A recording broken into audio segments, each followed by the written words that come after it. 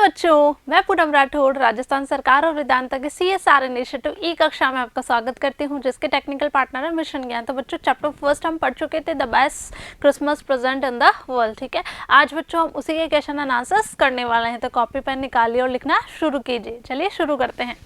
First question देखिए बच्चों, what did the author find in a junk shop. जैसा कि हमने स्टोरी में पढ़ा था, ऑथर जो थे स्टोरी के, ठीक है, उनको जंक शॉप में क्या मिला था बच्चों, क्या ढूंढा उन्होंने ना। तो the author found a role top desk in a junk shop. Junk shop में क्या मिला था, लपेट सतह वाली मेज, ठीक है, role top desk. It was made of ऑक वुड, जैसा कि हम कहानी में पढ़ चुके बच्चों, शाहबलूत का जो वृक्ष होता है उसकी लकड़ी से बनी थी वो, ठीक है। And it's condition was very bad, और कैसी कंडीशन थी, उसकी स्थिति बहुत ही खराब थी, ठीक है। क्वेश्चन नंबर 2 देखते हैं, what did he find in a secret drawer. Secret drawer में क्या मिला था उसको, who do you think had put it in their. तो उस किसने रखा था उसको, जो भी वहां मिला था।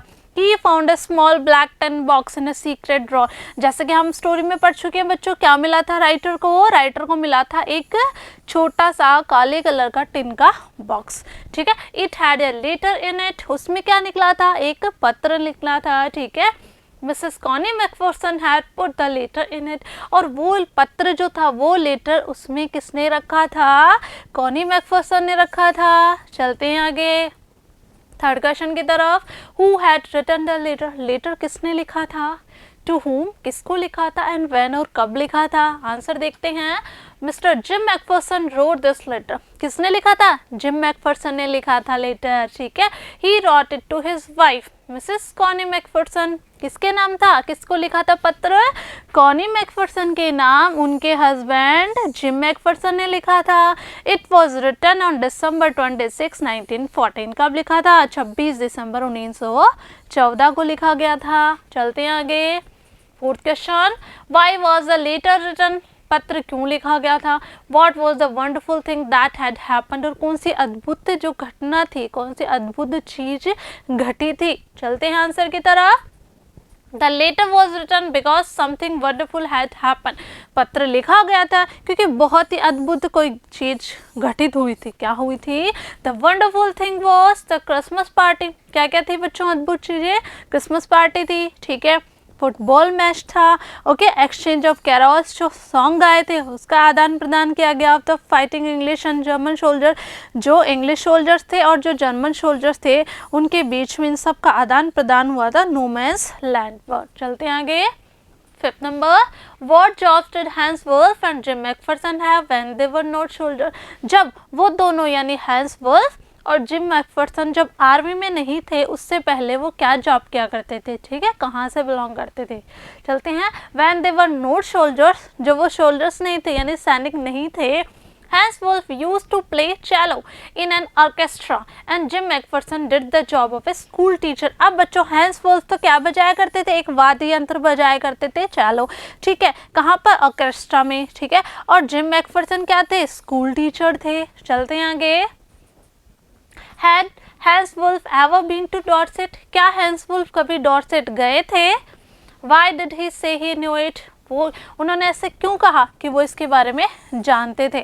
आंसर देखिए, no Hans Wolf had never been to Dorset. जैसा कि हमने स्टोरी में पढ़ा था, हैंस वुल्फ ने तो डॉर्सेट में कभी कदम भी नहीं रखा था, तो उनको कैसे पता था। यस, वो सारा जो उनका नॉलेज था उन्होंने कहाँ से गेन किया था बच्चों, सारा उन्होंने गेन किया था बुक से। तो आंसर देखते हैं, ही सैड ही न्यू इट, उन्होंने ऐसा कहा कि वो जानते थे, बिकॉज क्योंकि he had learned all from school, कहाँ से सीखा उन्होंने, स्कूल से सीखा, and from reading books in English, और इंग्लिश में बुक्स पढ़ के उन्होंने जितना भी नॉलेज था वो सारा गेन किया था। आगे चलते हैं 7 नंबर देखिए, do you think gym Macpherson came back from the war, क्या आपको लगता है कि आप ऐसा सोचते हैं कि जिम मैकफर्सन युद्ध से वापस आए। How do you know this, आप इसके बारे में कैसे जानते हैं। I think gym Macpherson never come back from the war, मैं ऐसा सोचता हूँ यानी कि जिम मैकफर्सन युद्ध से वापस कभी नहीं लौटे थे। The author went to meet Mrs Macpherson, जो ऑथर थे कहानी के वो किससे मिलने गए थे, कॉनी मैकफर्सन से मिलने गए थे बच्चों। द मेट्रॉन ऑल्सो टोल्ड, है ना, और जो वहाँ पर मेट्रॉन थी उसने क्या कहा था, उसने कहा था Mrs McPherson had no family, कि जो कॉनी मैकफर्सन थी उनका कोई भी परिवार नहीं था। चलते हैं, why did the author go to Bridport, कहानी के जो लेखक है वो ब्रिडपोर्ट क्यों गए थे बच्चों? The author went to Bridport in search of Mrs Connie McPherson. किसकी तलाश में गए थे? कॉनी मैकफर्सन की तलाश में गए थे। 9th question, how old was Mrs McPherson now? Jim McPherson की जो वाइफ थी कॉनी मैकफर्सन, अब वो कितने साल की थी बच्चों? Where was she? अब वो कहाँ थी? जब हम स्टोरी में पढ़ा था Mrs McPherson was 101 years old now, यानी 101 साल की थी बच्चों वो अब, ठीक है।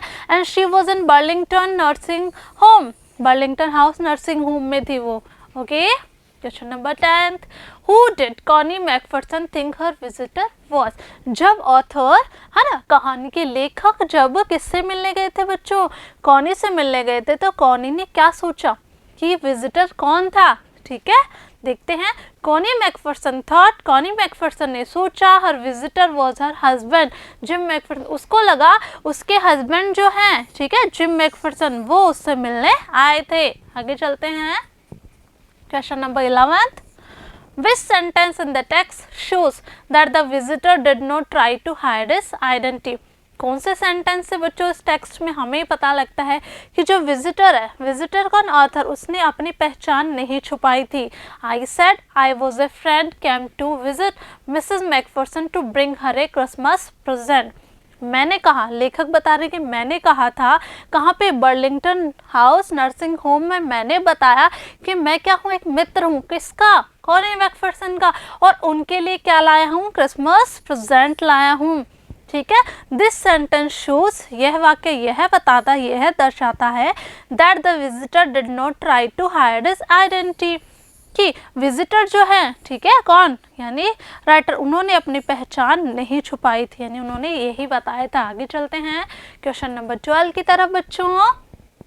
For how long do you think Connie had kept Jim's letter? आपको क्या लगता है कि कॉनी मैकफर्सन ने उस पत्र को, जिम के लेटर को, कितने समय तक संभाल कर रखा था? Give reasons for your answer, अपने आंसर्स के लिए रीजंस भी बताने हैं। आंसर देखिए, I think Connie had kept Jim's letter for almost 70 to 75 years. मुझे ऐसा लगता है कि 70 से 75 साल तक उस लेटर को संभाल कर रखा गया था।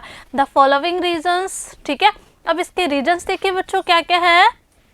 फर्स्ट देखिए बच्चों, the junk seller had told that the desk was of early 19th century. जैसे कि बच्चों हमने पढ़ा था, जंक शॉप पे जो व्यक्ति था उसने ऑथर को क्या बताया था? उसने ऑथर को बताया था कि ये कहाँ की है, ये जो डेस्क है वो अर्ली 19वीं शताब्दी की बनी हुई थी, ओक ट्री की थी, बहुत पुरानी थी। सेकंड देखिए, द लेटर वॉज डेटेड 26 दिसंबर 1914, और जो पत्र मिला था उस पर डेट क्या थी? वो कब का लिखा हुआ था? वो लिखा हुआ था 26 दिसंबर 1914 का। थर्ड देखिए, नाउ मिसेस मैकफर्सन वाज 101, यानी अब वो कितने साल की हो गई थी? 101, यानी 101 साल की थी। क्वेश्चन नंबर 13 देखिए बच्चों, why do you think the desk had been sold and when? ठीक है, आप क्या सोचते हैं कि वो जो डेस्क है ना, वो कब बेची गई और क्यों बेची गई? ठीक है, देखते हैं। I think the desk had been sold because it had badly got scratch marks all down one side. क्यों बेचा गया था उसको और कब? ठीक है, तो देखिए बच्चों, कब बेची गई थी, क्यों बेची गई? क्योंकि उस पर क्या हो गया था? उस पर जले हुए के निशान थे, जैसे कि हम स्टोरी में पढ़े स्कॉच मार्क्स है ना, जलने के बाद जो निशान रह जाते, तो उसके डेस्क के एक तरफ निशान बने हुए थे। इट हैड बीन सोल्ड, ये कब बेची गई थी? When Mrs McPherson left her house to live in Burlington House nursing home. हमें ऐसा लगता है कि वो कब बेची गई थी? जब मिसेस मैकफर्सन कहाँ चली गई थी? बर्लिंगटन नर्सिंग होम में जब वो चली गई थी रहने के लिए, तो ऐसा लगता है कि तब भी उन्होंने वो बेच दी थी। आगे चलते हैं 14th में। Why do Jim and Hans think that games or sports are good ways of resolving conflicts? Do you agree कि जिम मैकफर्सन और हैंस वुल्फ को ऐसा क्यों लगता था? क्यों सोच रहे थे वो ऐसा कि जो गेम्स है और जो स्पोर्ट्स है, ठीक है, जो भी खेल है, वो किसी भी विवाद को सुलझाने का क्या होता है? एक अच्छा तरीका हो सकता है। ठीक है, तो देखिए बच्चों, डू यू एग्री कि आप इस पे सहमति देते हैं? तो देखिए, Jim and Hans thinks, Jim और हैंस यानी हैंस वुल्फ और जिम ऐसा क्यों सोचते हैं कि किसी भी विवाद को, कॉन्फ्लिक्ट यानी कोई भी जो मुद्दा होता है, कोई भी वाद विवाद, कोई भी जो है ना, उसको क्या किया जा सकता है? उसको गेम के थ्रू, है ना, यानी गेम से उसको ठीक किया जा सकता है, आपस में सुलह की जा सकती है। और उन्होंने सुलह कैसे की थी? जब उन्होंने फुटबॉल मैच किया था, कब? जर्मन सोल्जर्स के बीच में और ब्रिटिश सोल्जर्स के बीच में, ठीक है। और ब्रिटिश सोल्जर्स को क्या कहा जाता है? वेरी गुड, टॉमी, ठीक है, याद रखना। और जर्मन सोल्जर को फ्रिज, ओके। तो दोनों क्या सोचते हैं? दोनों ऐसे सोचते हैं इसलिए, क्यों? Because they do not kill anyone. ऐसा वो इसलिए सोचते हैं बच्चों, Jim and Hans things that games और स्पोर्ट्स आर गुड वेज, कि जो गेम है, जो खेल हैं, ठीक है, वो किसी भी कॉन्फ्लिक्ट को ठीक करने का, है ना, सुलह करने का अच्छा तरीका हो सकता है। बिकॉज क्योंकि दे डू नॉट किल एनीवन, क्योंकि गेम में कोई नहीं मरता, वो किसी को नहीं मारते। एंड मेक चिल्ड्रन ऑफन, कोई भी बच्चे अनाथ नहीं होते, ठीक है। एंड वाइव्स विडोज, है ना, और कोई भी किसी की भी पत्नी विधवा नहीं होती। Yes, I agree to this concept, और हम इस बात का पूरा समर्थन करते हैं। क्वेश्चन नंबर 15 बच्चों, do you think the soldiers of the two armies are like each other? क्या आपको ऐसा लगता है कि दोनों जो आर्मीज थे उनके जो सोल्जर्स है वो एक जैसे थे, ठीक है, और डिफरेंट फ्रॉम ईच अदर, क्या वो अलग थे? Find evidence from the story to support your answer. तो क्या करना है आपको? एविडेंस इसमें से, स्टोरी में से आपको फाइंड आउट करने हैं जो आपके आंसर का समर्थन करे। तो चलते हैं। I think the shoulders of the two armies are like each other, कि वो जो शोल्डर्स थे, ठीक है, जो सैनिक थे बच्चों, दोनों आर्मी के क्या थे? एक जैसे थे, एक समान ही थे। They are not different from each other, वो अलग नहीं थे। कैसे? On Christmas they wished each other, Christmas हुआ था जब, है ना, क्रिसमस की जो पार्टी हुई थी, तो उसमें क्या किया था? आपस में उन्होंने एक दूसरे को शुभकामनाएं दी थी। Happy Christmas Tommy, same to your Fritz, ठीक है। क्या कहा था? किसको इसको विश किया था? टॉमीज। कौन थे टॉमीज बच्चों? British soldiers. और फ्रिज कौन थे? जर्मन सोल्जर्स, ठीक है। दे shared snaps, rum and sausage, उन्होंने क्या किया था? जो भी उनके पास गोश्त और जो भी शराब थी, ठीक है, जो भी खाने पीने की चीज़ें थी, उन्होंने आपस में शेयर की थी, जैसे कि हम स्टोरी में पढ़ चुके हैं। They played football on no man's land, उन्होंने क्या किया था बच्चों? फुटबॉल मैच भी खेला था नो मैंस लैंड में।